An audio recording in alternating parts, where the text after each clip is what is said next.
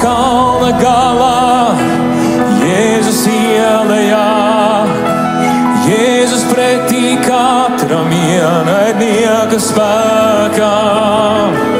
Jēzus katrā namā, šīs viņa svētais vārds, Jēzus.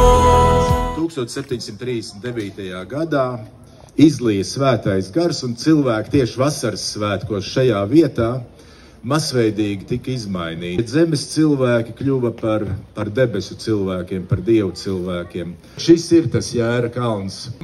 Tur bija tie Harnhūtes brāļi dzīvoja, un te bija tās sajiešanas notika. Vasaras svētki bija tāda īpaša diena. Cilvēki bija pārmainīti, un tas ir tas pamats.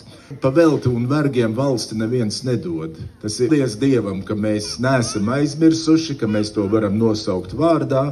Tāds pārdabisks spēks no augšienes ir nācis pār šīm te dvēselēm, par mūsu senču dvēselēm. Un šis bija tas lielais Jēra kalns.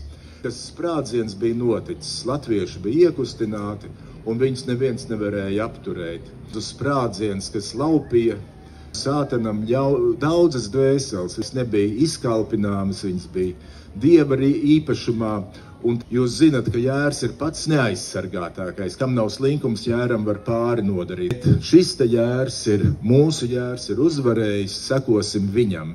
Tāda ir brāļu draudzes, tas moto. Mūsu Jērs ir uzvarējis, sekosim viņam. Tas